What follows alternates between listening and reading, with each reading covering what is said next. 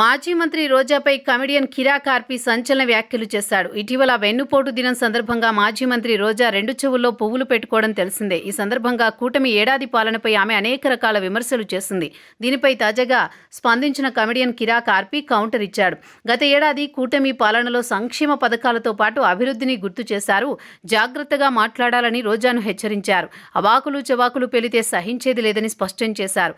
అయితే రోజా కిరా కార్పి మధ్య గత కొద్ది రోజులుగా రభస జరుగుతూనే ఉంది. రోజాకు ఎప్పటికప్పుడు కౌంటర్ ఇస్తూ వస్తున్నారు కిరా కార్పి. గత ఎన్నికలకు ముందు కూడా జబర్దస్త్ నటులు రోజా తీరుకు వ్యతిరేకంగా మాట్లాడేవారు. అయితే సుదీర్ఘకాలం వారి మధ్య బంధం ఉండేది. జబర్దస్త్ జడ్జిగా రోజా ఉండేవారు. అక్కడే సహజంగా జనసేన నేత నాగబాబు కొనసాగేవారు. కానీ జబర్దస్త్ నటులు అంతా జనసేన టీడీపీ వైపు మొగ్గు చూపారు. అటు మంత్రిగా మారిన తర్వాత రోజా సైతం జబర్దస్త్కు దూరమైంది. అయితే ఎన్నికలకు ముందు ఫలితాలు వచ్చిన తర్వాత కూడా వారి మధ్య రగడ జరుగుతోంది. ఎన్నికల్లో పిఠాపురంలో పవన్ కళ్యాణ్ తరపున జబర్దస్త్ నటులు అప్పట్లో ప్రచారం చేశారు.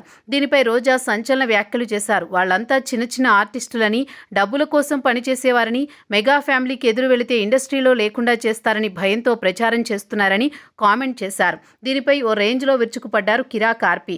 మమ్మల్ని గౌరవిస్తే రోజా గారు అని పిలుస్తాం, గౌరవించకపోతే రోజా అంటాం.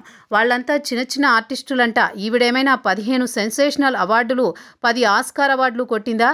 యువరాణి అంటూ అప్పట్లో రెచ్చిపోయారు ఆర్పి. సోషల్ మీడియాలో నిత్యం యాక్టివ్గా ఉంటారు కిరా కార్పి. ఇటీవల సీమరాజాతో కలిసి యూట్యూబ్ ఛానల్లో హల్చల్ చేస్తున్నారు. కిరా కార్పి టీడీపీకి బలమైన మద్దతుదారు. అటు జనసేన విషయంలో కూడా సానుకూలంగా ఉంటారు. తాజాగా వెన్నుపోటు దినం రోజున మాజీ మంత్రి రోజా చెవుల్లో 2 పూలు పెట్టుకుని నిరసన తెలిపారు.